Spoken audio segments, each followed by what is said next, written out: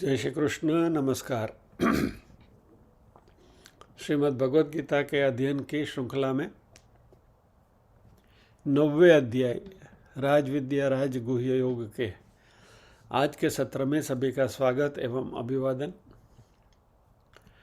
ओमकार के नाद के साथ प्रार्थना करेंगे।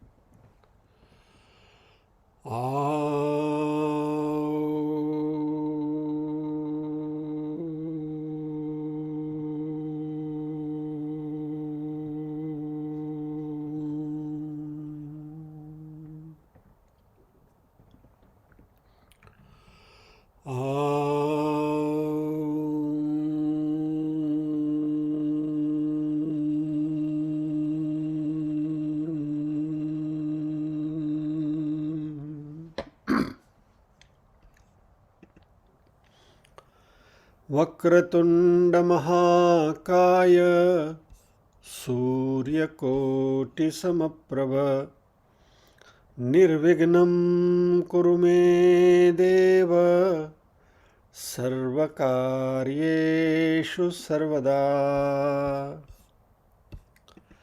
या कुन्देन्दुतुषारहारधवला या शुभ्रवस्त्रावृता या वीणावरदण्डमण्डितकरा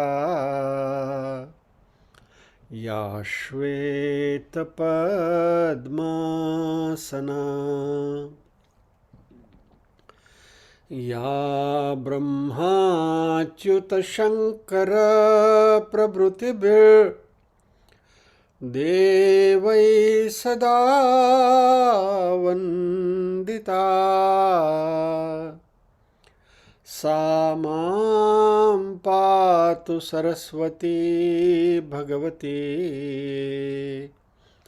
निःशेषजाड्यापहा। वसुदेवसुतं देवं कंसचाणूरमर्दनं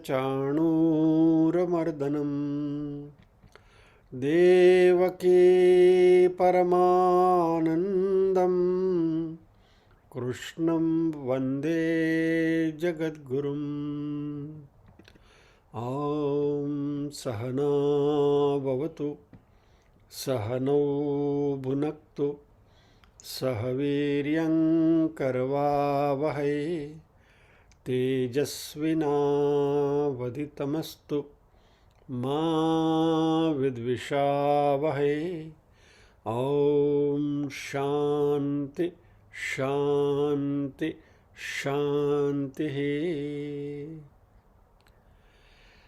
यत्र योगेश्वर कृष्णो यत्र पार्थो धनुर्धरः तत्र श्रीर्विजयो भूतिर्ध्रुवा नीतिर्मतिर्मम।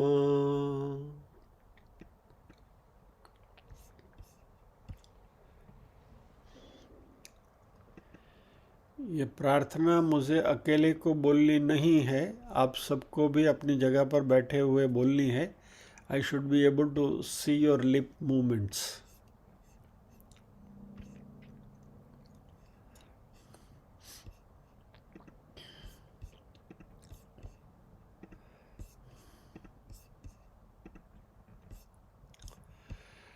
दिवाली की छुट्टियों से पहले राजविद्या राजगुह्य योग की शुरुआत हमने करी थी। काफ़ी समय बीत चुका है, इसलिए लेट अस जस्ट रिकैप। अथ नवमोऽध्यायः। श्रीभगवानुवाच इदं तु ते गुह्यतमं प्रवक्ष्याम्यनसूयवे ज्ञानं विज्ञानसहितं यज्ञात्वा मोक्षसे शुभात्।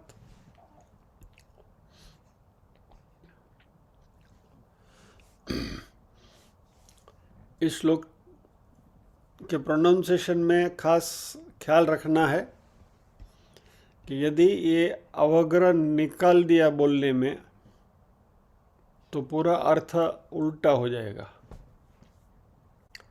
यदि आपने इसे मोक्ष से शुभात कहा, यज्ञात्वा मोक्ष से शुभात, अर्थ गया, अनर्थ हो गया।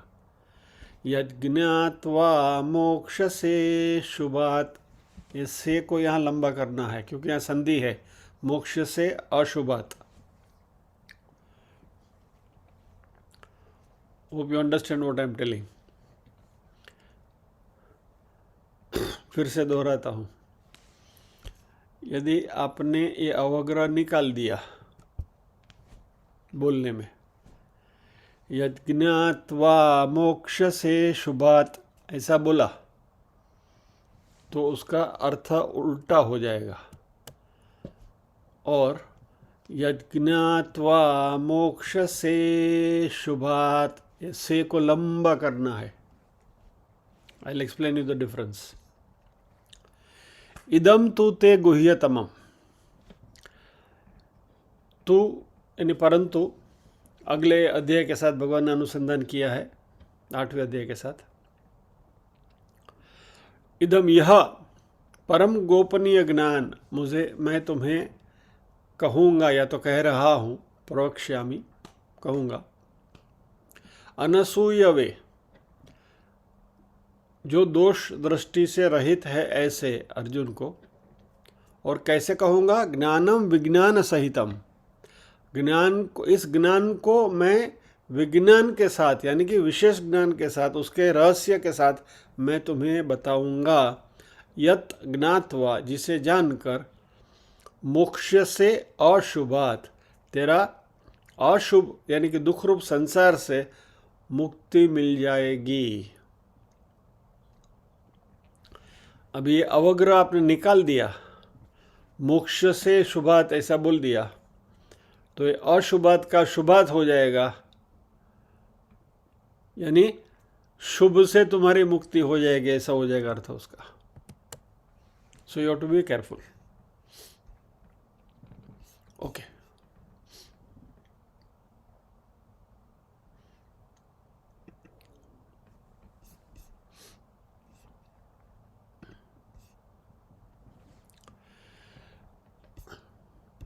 इस श्लोक के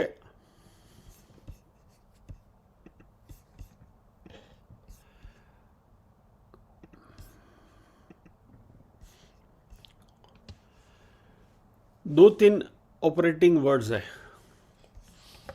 एक है ये गुह्यतमम, एक है अनसूयवे।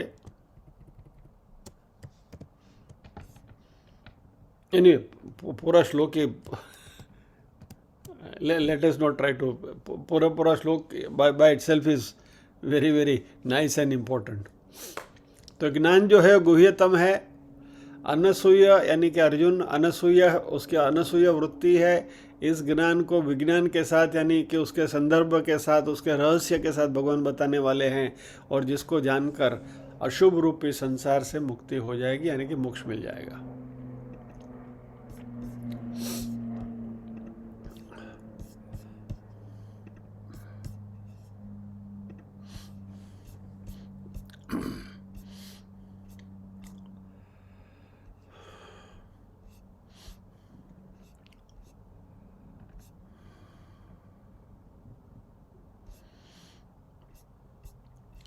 यहाँ भगवान ने इस ज्ञान को गुह्यतम कहा है और अर्जुन को अनसूयवे ऐसा करते हुए संबोधित किया है। ये अनसूयवे का हमने बहुत लंबी चर्चा लास्ट टाइम कर ली थी पहले सेशन में, सो उसको मैं दोहराना नहीं चाहता। असूया यानी कि ऐसा नेचर कि जिसमें आप गुण में भी दोष देखो, ये असूया है। और अनसूया यानी कि कहीं भी दोष दृष्टि नहीं है, यानी कि किसी भी जगह पर आप दोष देखते नहीं हैं। कोई लोग ऐसे होते हैं कि जिनको जो भी हो उसमें दोष देखने की ही आदत होती है और चुन चुन के दोष देखते हैं, अच्छे में भी दोष देखते हैं। और उसका एक टिपिकल एग्जाम्पल मैंने आपको दिया, तो गांव की औरतों का पहले के ज़माने में था, अभी तो नहीं है। પહેલાંના જમાનામાં ગામડાના બૈરાઓને માથામાં વાળમાં જવું પડે, ટોલા પડે. પછી એની બીજી જે સહેલી હોય ને એ પછી એને ટોલા કાઢે માથામાંથી. એટલે આમ આગળ પેલી બેઠી હોય, પાછળ બીજીની સહેલી બેઠી, આમ વાળમાંથી વીણી વીણીને પછી આમ નખ ઉપર મૂકીને આમ ટક ટક કરી ટોલા કાઢે. વીણી વીણીને ટોલા કાઢે. એટલે ટોલા કાઢવાની વૃત્તિ છે ને એ અસૂય વૃત્તિ છે, ગોતી ગોતીને કાઢવાનું. जिन्होंने गांव में देखा है उनको पता होगा, तो so have lived A village life, they would know it. तो ये जो प्रवृत्ति है ये असूय प्रवृत्ति है. और यहाँ अर्जुन के भगवान ने कहा है कि तुम अनसूय हो इसलिए मैं ये ज्ञान तुम्हें दे रहा हूँ. यानी कि ये ज्ञान ऐसा है कि जो एहरे गहरे नथु गहरे को नहीं दिया जा सकता, जिसमें दोष दृष्टि नहीं है, जो इस जगत में सभी जगह पर परमात्मा की ही लीला देखते हैं, परमात्मा की ही अच्छाई देखते हैं, उनको ये ज्ञान दिया जा सकता है. और क्योंकि ये गुह्यतम है, इट इज मोस्ट सीक्रेट, इसलिए है कि यह ज्ञान इंद्रिय ग्राह्य नहीं है. लास्ट टाइम हमने इस बात से हमारी चर्चा को विराम दिया था, तो अनुसंधान उससे कर लेते हैं कि हमारे दो प्रकार के संज्ञान यानी कि परसेप्शन होते हैं. एक इंद्रिय ग्राह्य, जिसको हम इंद्रिय प्रत्यक्ष कहते हैं, और दूसरा है साक्षी प्रत्यक्ष, यानी कि जो मन से भांपा जाता है. यानी कोई ज्ञान ऐसा है कि जो इंद्रियों से भांपा जाता है, कोई ज्ञान ऐसा है कि जो मन से भांपा जाता है. उसका सिंपल एग्जाम्पल कि आपके सामने किताब पड़ी है, किताब के अंदर कोई सेंटेंस लिखा हुआ है, उस सेंटेंस को आप पढ़ते हैं तो वो आपकी आँखों ने उसको ग्राह्य किया, सो ये इंद्रिय ग्राह्य हो गया. और उस सेंटेंस का मीनिंग आपके मन में उद्भव हुआ तो वह मन से ग्राह्य हुआ, वो साक्षी ग्राह्य, वो साक्षी प्रत्यक्ष हुआ. एग्जाम्पल शायद हमने यही देखा था, श्री कृष्ण शरणम मम लिखा है, आपने पढ़ लिया श्री कृष्ण शरणम मम, तो आंखों ने पढ़ा. फिर बाद में मन ने उसके ऊपर सोचा, श्री कृष्ण शरणम मम, हाँ श्री कृष्ण के बारे में ये कुछ बात हो रही है, सो वो साक्षी प्रत्यक्ष हुआ, मन से ग्राह्य हुआ. लेकिन हमारे अंदर बैठा हुआ वो साक्षी जो सब कुछ साक्षी भाव से देखता है और इस जगत में सब कुछ जो है वो ब्रह्म है, वह न तो इंद्रिय ग्राह्य है और न तो मन से ग्राह्य है. यानी वह इंद्रिय प्रत्यक्ष भी नहीं है और साक्षी प्रत्यक्ष भी नहीं है.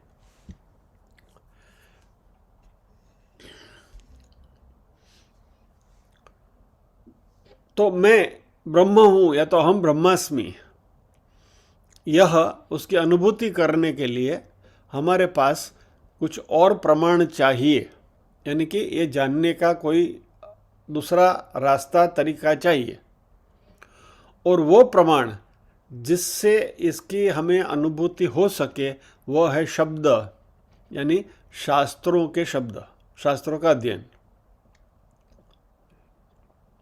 और क्योंकि ये दूसरे कोई प्रमाण से हमें उसकी अनुभूति नहीं होती है, मात्र शास्त्रों के ही आधार से इसकी हम अनुभूति कर सकते हैं।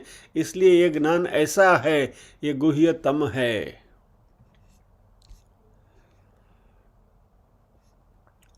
और ये अमूल्य है, मोस्ट वैल्यूएबल है।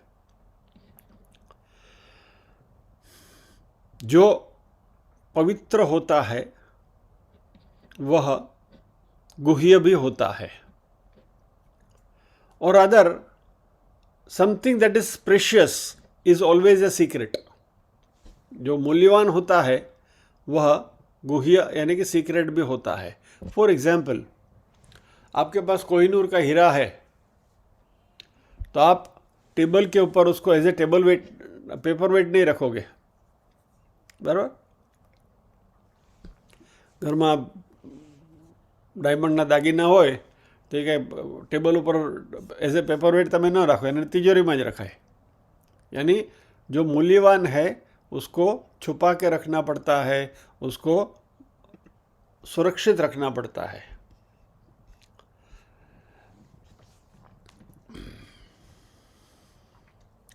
ज्ञानम विज्ञानम सहितम ते प्रवक्ष्यामि। और अर्जुन से भगवान कहते हैं कि यह नॉलेज क्या कि तुम ब्रह्म हो, तत्वमसि, या तो अहम ब्रह्मास्मि, ये मैं तुम्हें विज्ञान के साथ कहने वाला हूँ। मैं मात्र, भगवान सी ये जो सेंटेंस है उसको खास मार्क करिए। भगवान कहते हैं अर्जुन से कि हे अर्जुन, मैं तुम्हें मात्र ये नहीं कहने वाला हूँ कि ब्रह्म है। I am not going to make a simple statement कि देयर इज ब्रह्म, ब्रह्म का एग्जिस्टेंस है। मैं ये साबित करने वाला हूं कि तुम स्वयं ब्रह्म हो। ये अर्जुन को भगवान प्रॉमिस देते हैं यहां। I am going to prove Arjun that you are Brahman. और that is what he means by saying विज्ञान सहितम। यानी मात्र ब्रह्म का डिस्क्रिप्शन देने वाले नहीं हैं भगवान, लेकिन भगवान ये साबित करने वाले हैं कि हम स्वयं ब्रह्म हैं। और इससे फायदा क्या? मान लीजिए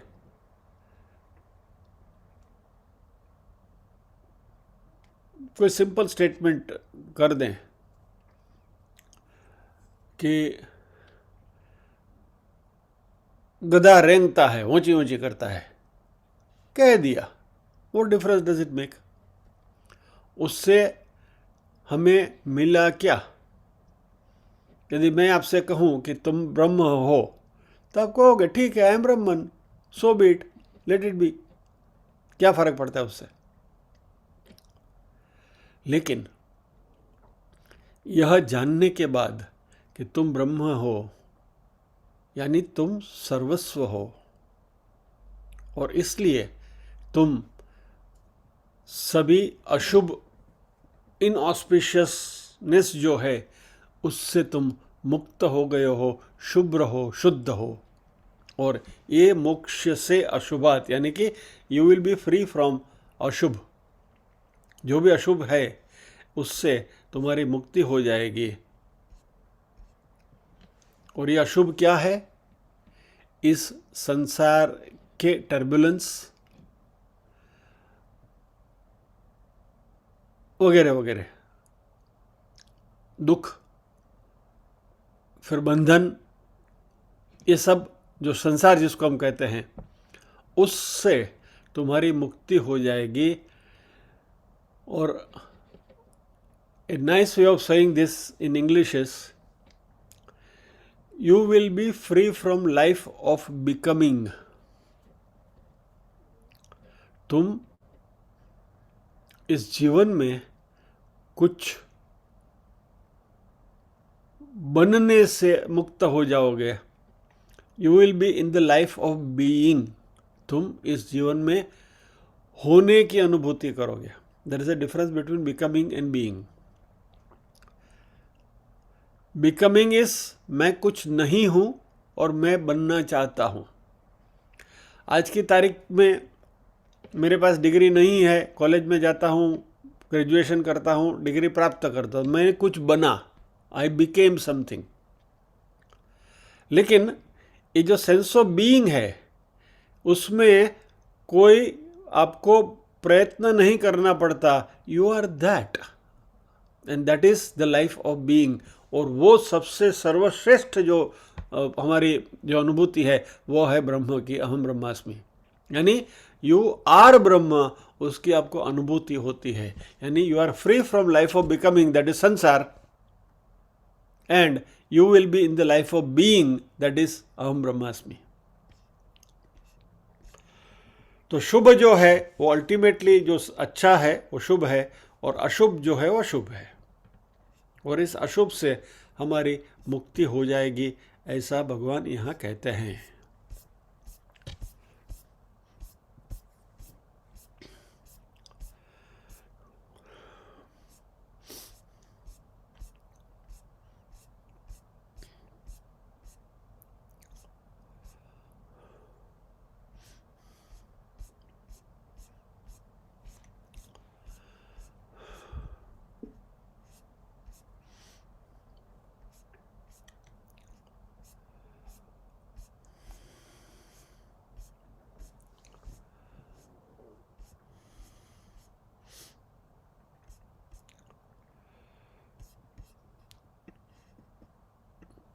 तो भगवान अर्जुन से कहते हैं कि परम गोपनीय ज्ञान जो है वो मैं तुम्हें रहस्य के सहित कहूँगा, जो गुप्त रखने योग्य है वह मैं तुम्हें कहूँगा।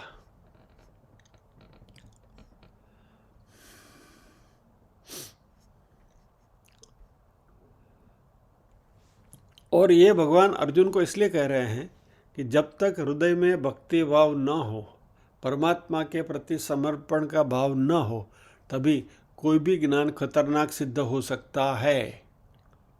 जैसे परमाणु का ज्ञान, एटम बम बनाने का ज्ञान, यदि उसके बारे में हमारे मन में यदि सही सही अंदेशा नहीं है तो यह खतरनाक सिद्ध हो सकता है।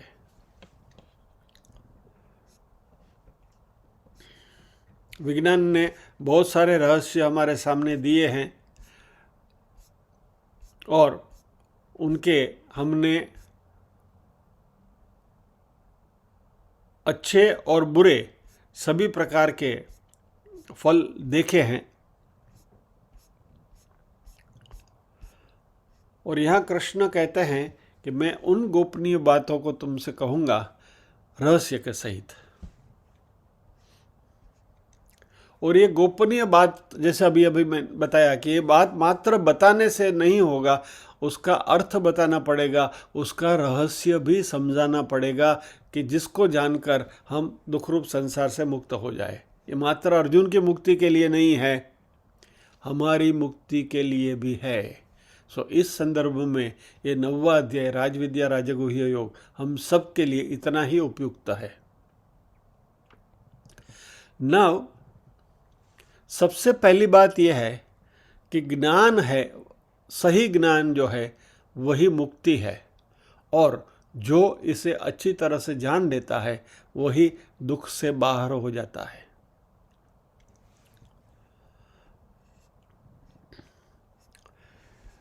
एक्चुअली ऐसा कहा जाता है, वैसे भगवत गीता में भी पहले आया था कि ज्ञान रूपी नौका में बैठकर तुम इस दुख रूपी संसार के सागर को पार कर लोगे। लेकिन बात कुछ ऐसी है कि सही दुख ज्ञान रूपी नौका में बैठकर दुख रूपी संसार को पार करने की बात नहीं है,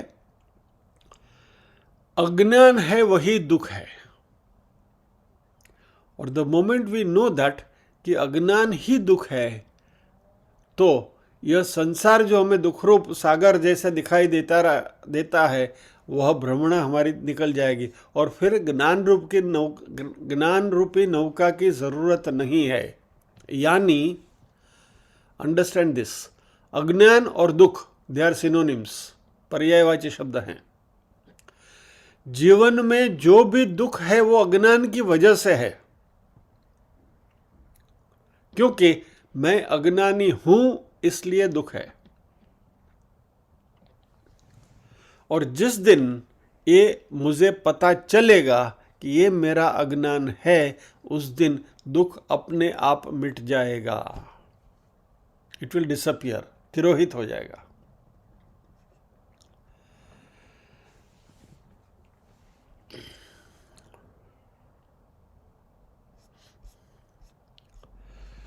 इसको थोड़ा अलग परिप्रेक्ष्य में समझने की कोशिश करते हैं।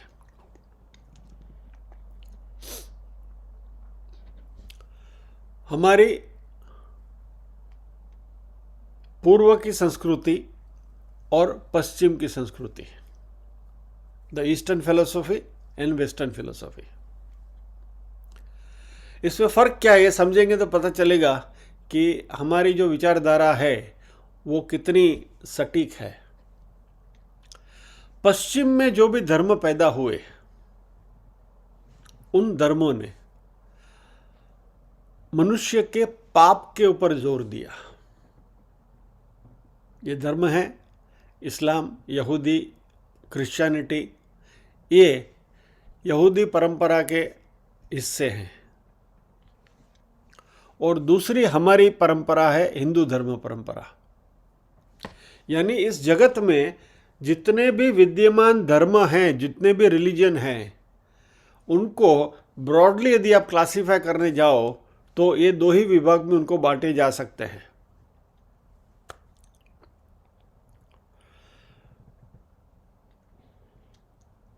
तो एक है जो पाप के ऊपर जोर देता है, और वो है यहूदी धर्म परंपरा, वेस्टर्न फिलोसॉफी, जिसमें इस्लाम और क्रिश्चियनिटी आ जाते हैं। और दूसरी हमारी हिंदू धर्म की, सनातन धर्म की परंपरा है, जिसमें हिंदू धर्म, जैन, बौद्ध सब, और उसकी जो भी जितनी भी शाखाएं हैं, परशाखाएं हैं, सब कुछ आ जाता है। ओके। पश्चिम के जो धर्म हैं, उन्होंने पाप को मनुष्य के दुख का मूल कारण बताया।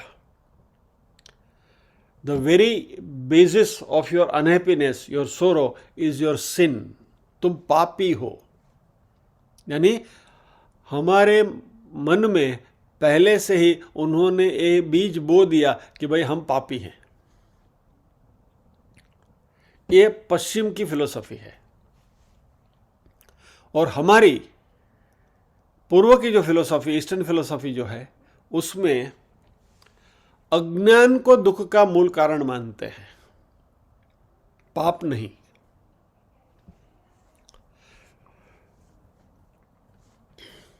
तो वेस्टर्न फिलोसॉफी कहते हैं कि मूल पाप है, और ईस्टर्न फिलोसॉफी कहती है कि मूल है वो अज्ञान से, अज्ञान है, इग्नोरेंस है। इसको जरा समझिए। हाँ,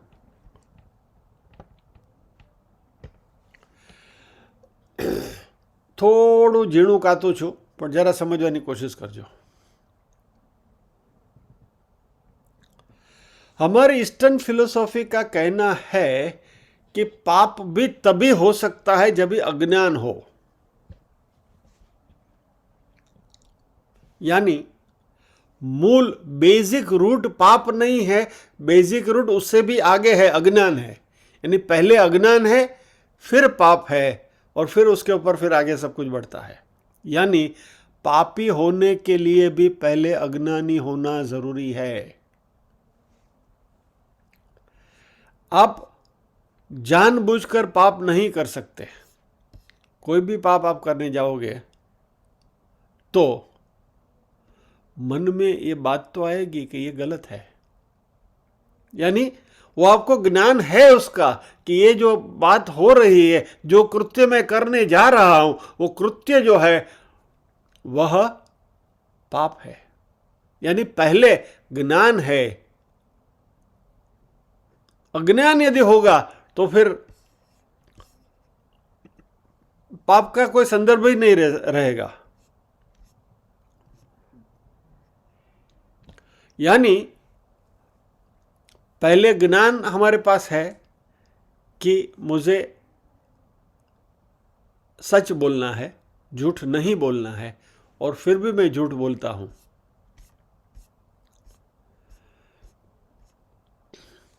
तो हमारी फिलोसॉफी कहती है कि अज्ञान के अतिरिक्त कोई पाप नहीं है और कोई दुख नहीं है, और ज्ञान के अतिरिक्त कोई मुक्ति नहीं है। यानी कि अज्ञान इस बंधन, अज्ञान इस पाप, और ज्ञान यह मुक्ति है। कोरोलरी इसकी क्या है? पश्चिमी फिलोसॉफी यदि माने कि इस दुख का, संसार में सारे दुख को की जड़ जो है वो पाप है, वही आधार है, तो मुक्ति का आधार पुण्य होगा। यानी आप पुण्य करोगे तो मुक्ति मिलेगी। See the contrast comes here. Try to connect the dots. पश्चिम की फिलोसॉफी कहती है कि पाप दुखों का मूल है, तो यदि आप पुण्य करोगे तो दुख मिट जाएगा, तो मुक्ति मिलेगी ना। लेकिन हमारी फिलोसॉफी क्या कहती है? पुण्य करोगे तो स्वर्ग मिलेगा, मुक्ति नहीं मिलेगी। और क्षीणे पुण्य मर्त्यलोका विशंति, जैसे पुण्य का क्षय हो जाता है तो वापस यहाँ धरती पे ही टपकना पड़ता है। ये हमारी फिलोसॉफी है। सो पश्चिम ने क्या कहा कि पाप को धो डालो, तुम पापी हो, इसलिए जितना पुण्य करोगे तो हाईएस्ट स्थिति पश्चिम की फिलोसॉफी के हिसाब से क्या है? You will go to heaven. बराबर? लेकिन मात्र हेवन में जाना मुक्ति नहीं है, जो हमें पता है। इसलिए यदि आप ये यहूदी धर्म, पश्चिम के धर्म देखो तो उन्होंने पाप धोने की प्रक्रिया के ऊपर ज्यादा ध्यान दिया है। यानी कि सेवा करो, जनता जनार्दन की सेवा करो। इसलिए जो ईसाई धर्म है, क्रिश्चियनिटी है, वो मिशनरीज जो है सेवा में लगे हैं कि लोगों की सेवा करके, क्योंकि जो प्रजा है वो परमात्मा की प्रजा है, उनकी सेवा करो, भगवान खुश हो जाएंगे, तो हमारे पाप कट जाएंगे। और इसलिए पश्चिम के जो फिलोसोफर्स जो हैं, वेस्टर्न फिलोसोफर्स, उनको ये बात समझ में नहीं आती है कि हमारे भारतीय साधक हैं वो ध्यान क्यों करते हैं। सेवा करो, बैठ के मेडिटेशन करने से क्या मिलेगा? Be useful to the humanity.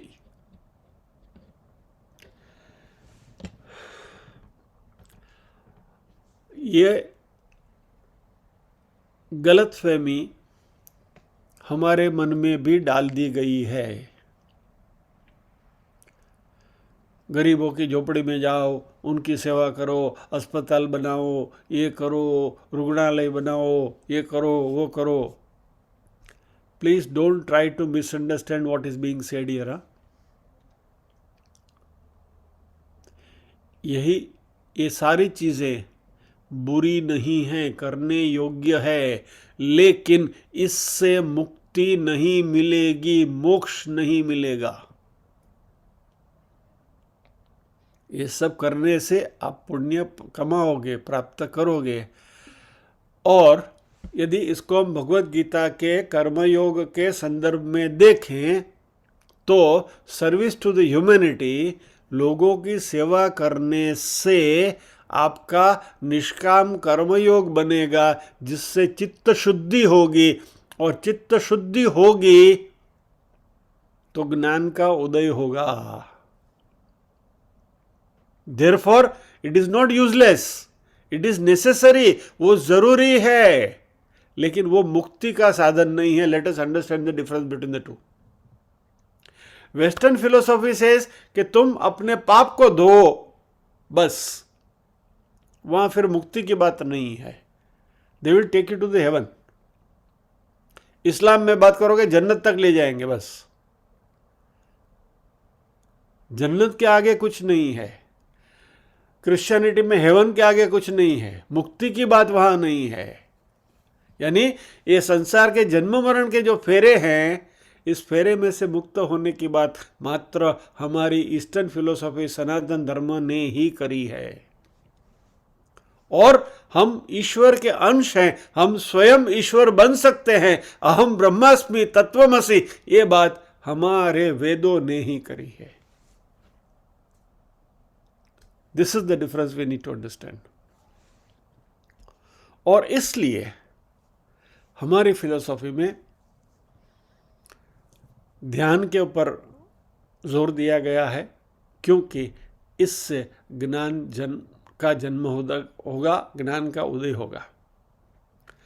तो ये जो यहूदी धर्म है वो सेवा के ऊपर, पुण्य के ऊपर जोर देते हैं।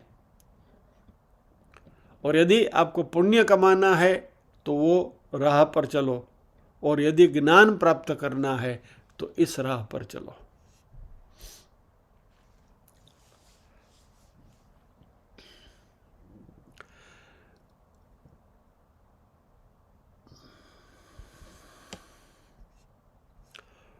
तो यदि आप मात्र सेवा करने के खातिर सेवा करते रहोगे, जिस तरीके से ये यहूदी विचारधारा करती है,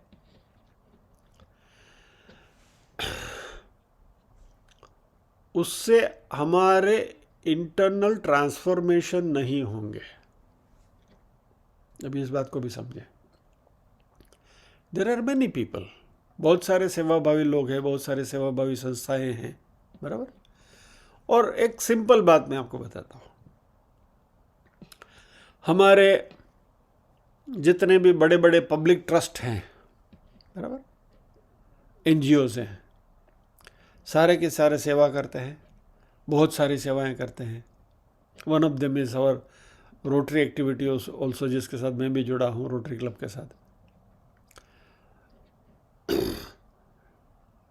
रोटरी क्लब का तो मोटो है, रोटरी का, सर्विस अबव सेल्फ, लोगों की सेवा करो। लेकिन आप देखोगे, if you watch them carefully and very closely, इन सब में अहंकार इतना बड़ा होता है, मैं इस संस्था का ट्रस्टी हूँ, मैं ये हूँ, मैं फला हूँ। और जहाँ जहाँ वो जाते हैं, they expect that they should be honoured, उनकी वाह वाह होनी चाहिए, उनकी ये होनी चाहिए, खिदमत होनी चाहिए। और कुछ बड़ा काम हम कर रहे हैं, ऐसा मन में भाव रहता है। अब ये निष्काम कर्मयोग नहीं है, और इससे अहंकार ही बढ़ता है। अभी हमें तो भगवत गीता में ये सिखाया जा रहा है कि हमें तो सूक्ष्म अहंकार को भी छोड़ना है, और यहाँ तो स्थूल अहंकार को जमा करते जा रहे हैं। सूक्ष्म की बात तो बाद में आएगी। यानी मात्र अज्ञानी रहने से सेवा कितनी भी आप करोगे, तो अज्ञानी की सेवा की कोई कीमत नहीं है, अध्यात्म के मार्ग पर देखा जाए तो, अध्यात्म की दृष्टि से देखा जाए तो। क्योंकि आपके अंदर जो षड रिपु पड़े हैं, काम क्रोध लोभ मोह मद मत्सर, उसका तो निर्मूलन होता ही नहीं है, वो अपनी जगह पर है। That internal purification does not take place. जब तक ये ज्ञान की प्राप्ति नहीं होगी, जब तक आप अज्ञानी रहते हैं, तब तक वो तो आपका जो है वो कचरा तो अंदर पड़ा ही पड़ा है। हाँ, सेवा करते हैं, पुण्य अर्जित करते हैं, स्वर्ग में जाओगे। और इसलिए हमारी फिलोसॉफी कहती है कि जानने के अतिरिक्त कोई मुक्ति नहीं है, बिना ज्ञान के मुक्ति नहीं है। सरल एक एग्जाम्पल ले,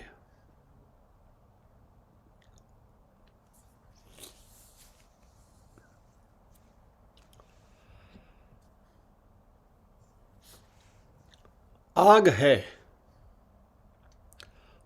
उसमें यदि आपको हाथ डालना है और यदि आपको पता है कि आग में हाथ डालने से हाथ जलेगा और फिर आपने हाथ डाल दिया तो जानबूझ के डाला, बराबर है, तो फिर वो आपका ज्ञान है, उसके जो भी कंसिक्वेंसेस है उसके लिए आप जिम्मेवार हैं। लेकिन यदि आपको मालूम नहीं है कि वो आग है और उसमें आपने हाथ डाला, जल गए, राइट। यानी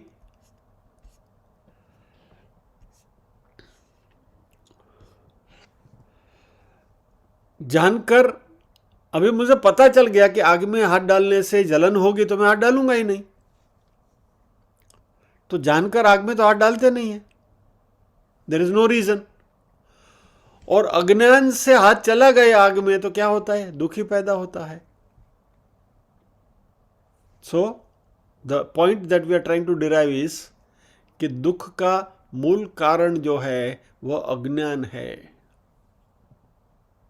और हम इस अज्ञान की वजह से इस संसार में अनेक प्रकार की आगों में हाथ डालते फिरते हैं। साइकोलॉजिकल प्रॉब्लम्स जो हमने गुरुवार को डिस्कस किए थे मंडूक्य उपनिषद में, क्योंकि हमको वो आग दिखती ही नहीं है, क्योंकि अज्ञान में कुछ दिखाई नहीं देता, हम अंधे की तरह होते हैं।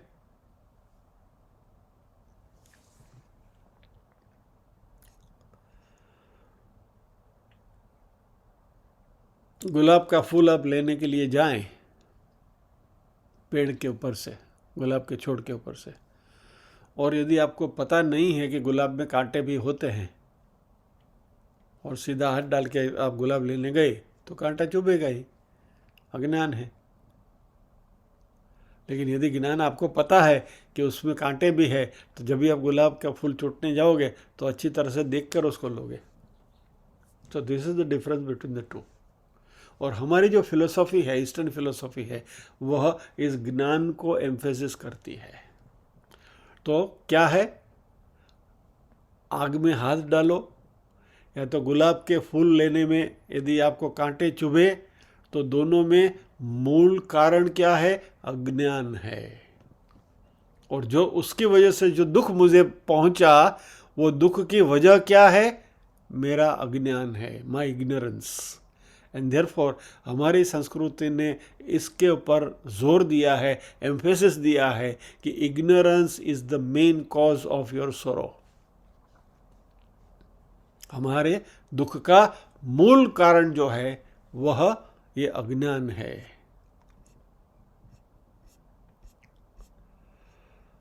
और इसलिए कृष्ण कहते हैं कि अर्जुन, मैं तुम्हें यह ज्ञान बताने जा रहा हूं कि जिसको जानकर तुम इस दुख रूप संसार से मुक्त हो जाओगे। और यहां भगवान ने शब्द का प्रयोग किया है, यज्ञात्वा मोक्ष से अशुभात। जिसको जानकर तुम दुख रूप संसार से मुक्त हो जाओगे, ज्ञात्वा, सुनकर नहीं। यदि भगवान अर्जुन से कहते कि इसको सुनकर तुम अज्ञान से मुक्त हो जाओगे तो अर्जुन एकदम मजे में आ जाते, प्रफुल्लित हो जाते। देखो आप भी खुश हो गए ना। यदि शास्त्रों को सुनकर ही अज्ञान से मुक्त हो जाएंगे, बराबर, तो गीता हम कितने समय से सुन रहे हैं, तो अब तो हम सब सारे के सारे ज्ञानी हो कहलाएंगे, राइट।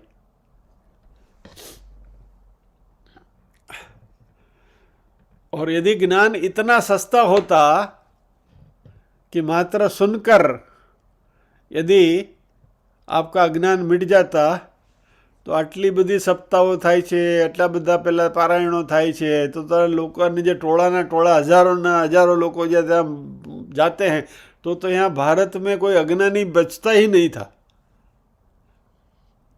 सब सुनने के लिए जाते हैं, कान पवित्र करवा तो બધા જ જાય છે। 2 કલાક બેસીએ ને જરા કાન પવિત્ર થાય, પછી ખંખેરીને ઊભા થઈ જવાનું। इसलिए भगवान ने कहा है यद ज्ञात्वा मोक्ष से अशुभात, जिसको जानकर। प्रॉब्लम क्या है कि हम सुनने को भी जानना समझ लेते हैं। जो हम सुनते हैं वो हमारा ज्ञान हो जाता है, ऐसी हमारी मान्यता है। बड़ी मजे की बात है। भगवत गीता पढ़ ली, ज्ञानी हो गए। समझिए, ये this again very very very fine point, समझने जैसा है। जो भी पढ़कर आपकी मेमोरी में चला गया, आपके स्मृति में चला गया, उसको आपने ज्ञान मान लिया। भगवत गीताના 700 શ્લોકો મને કંઠસ્થ છે, આખી ગીતા મને આવડે, કડકડાટ બોલી જાઉં। आप ज्ञानी हो गए। लास्ट टाइम हमने देखा था ना आइंस्टाइन का इक्वेशन, ये एग्जाम्पल हमने डिस्कस किया था ना, E=mc²। बराबर। पैरेलल हमने क्या देखा था, मंत्र पोथी। हम मंत्र लिखते हैं ना, 1.25 लाख मंत्रों लख्या। श्री कृष्ण शरणम मम, ओम नमः शिवाय, गायत्री मंत्र लख्यो, राम राम लख्यो, बराबर। अपने इष्टदेव के मंत्र 1.25 लाख मंत्र लखीने चोपड़ी भरी नाखी। इससे आप ज्ञानी हो गए? नहीं। सी प्लीज ट्राई टू अंडरस्टैंड। मैं इन सब के विरुद्ध में बात नहीं कर रहा हूं। उनकी अपनी उपयोगिता है, लेकिन उसके साथ जुड़ी हुई जो मान्यता है, उस मान्यता के ऊपर मैं प्रहार कर रहा हूं। वो है कि ये करने से हमें मुक्ति मिल जाएगी। नहीं, वो मुक्ति का साधन नहीं है, चित्त शुद्धि का साधन जरूर है। Please understand the difference between the two. चित्त शुद्ध होगा, ज्ञान का उदय होगा। Yes, it is an instrument, an very good instrument, नाम जप। लेकिन इससे मुक्ति मिलेगी ऐसे हमारे मन धारणा है तो गलत है। क्योंकि उसका एग्जाम्पल क्या हमने देखा था कि भाई हम नाम जप तो लिखते हैं, वैसे ही आइंस्टाइन के इक्वेशन E=mc²। मंत्र पोथी एक ले लो और 1.25 लाख बार E=mc² लिख डालो। इसका अर्थ समझ में आएगा? नहीं आएगा। इसी तरह श्री कृष्ण शरणम मम 1.25 लाख बार लिखने से इसका अर्थ समझ में नहीं आता है। गायत्री मंत्र 1.25 लाख बार लिखने से ये it becomes a mechanical process, वो ज्ञान नहीं है। इसी तरह आपने जो भी पढ़ लिया, मैं तो आटला उपनिषद वाँची नाख्या ने, भगवत गीता भी वाँची नाखी ने, आ भी वाँची नाख्यु, रामायण भी वाँची नाख्यु ने, फलाणुं ढीकणुं बधुं ज कर नाख्यु। ये स्मृति यानी कि मेमोरी, ये ज्ञान नहीं है। क्योंकि आपकी लाइब्रेरी की अलमारी में जो किताब पड़ी थी, वो किताब लाइब्रेरी की अलमारी से आपके दिमाग में आ गई, बस।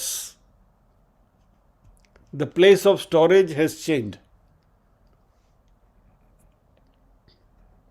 और हम गलत फहमी से इस स्मृति को ज्ञान मानकर चल रहे हैं।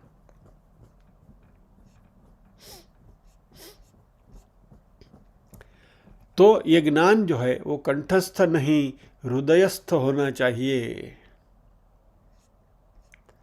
तो यहां भगवान कहते हैं यज् ज्ञात्वा मोक्ष से अशुभात, यानी जानने का अर्थ है अनुभव, अनुभूति।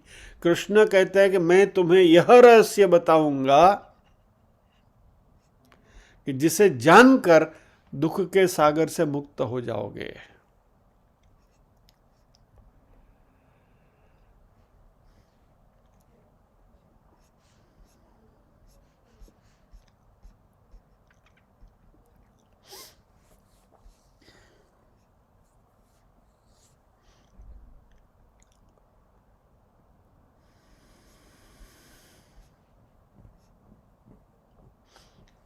और हमारे मुल्क का सबसे बड़ा प्रॉब्लम यही है कि हम सब ने सुना है, जाना नहीं है, और ये सुनने की प्रक्रिया है उसको ही ज्ञान की प्रक्रिया मानकर चले हैं। और इसलिए हम ऐसे सुने हुए ज्ञान से पीड़ित हैं और उसी से परेशान हैं। हमारी परेशानी अज्ञान से नहीं है, क्योंकि हमारे भारत देश में अज्ञानी कोई नहीं है। सारे के सारे MBA है, मने बधु आवड़े। खबर है। आप उनके पास कोई भी बात, हाँ मालूम है, हाँ ऐसा ही बराबर है, सारे के सारे ज्ञानी है। और छोटे मोटे ज्ञानी नहीं, सारे के सारे ब्रह्म ज्ञानी है। अहम ब्रह्मास्मि, हाँ मालूम है अहम ब्रह्मास्मि, हमारे वेदों ने बोला है, यस अहम ब्रह्मास्मि।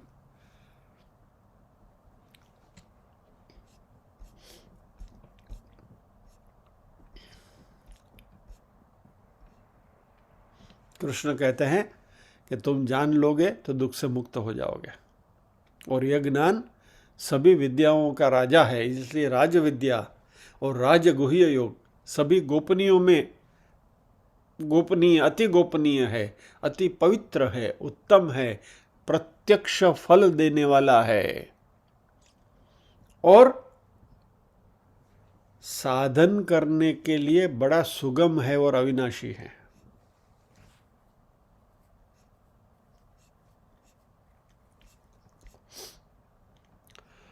और इसलिए ये ज्ञान जो है वो परम ज्ञान है, राज विद्या है, सुप्रीम नॉलेज है, परम विज्ञान है।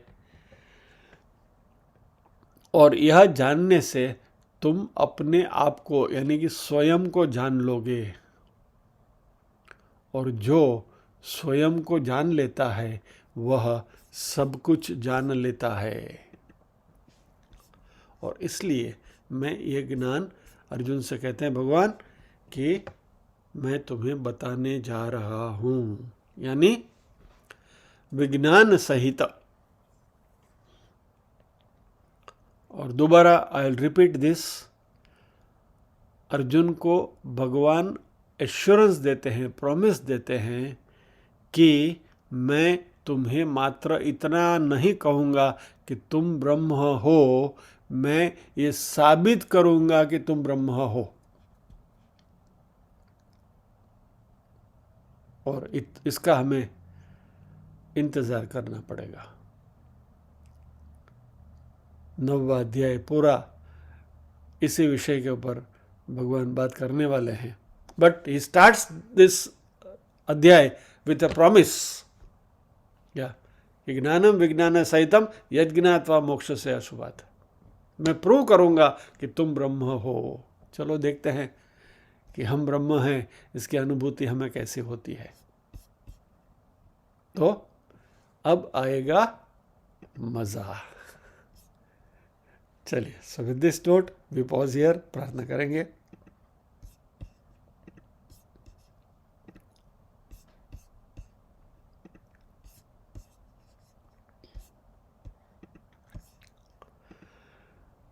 ओम असतो मा सद्गमय तमसो मा ज्योतिर्गमय मृत्योर्मा अमृतंगमय। सर्वेषां स्वस्तिर्भवतु, सर्वेषां शान्तिर्भवतु, सर्वेषां मंगलं भवतु, सर्वेषां पूर्णं भवतु। लोकाः समस्ताः सुखिनो भवन्तु, लोकाः समस्ताः सुखिनो भवन्तु। नाहं कर्ता हरिः कर्ता, हरिः कर्ता हि केवलम्। ओम शांति शांति शांति। सभी के हृदय कमल में विराजमान परम कृपालु परमात्मा को वंदन करते हुए आज के सत्रों को विराम देते हैं। अगले शनिवार फिर मिलेंगे अगले श्लोक के साथ। जय श्री कृष्ण।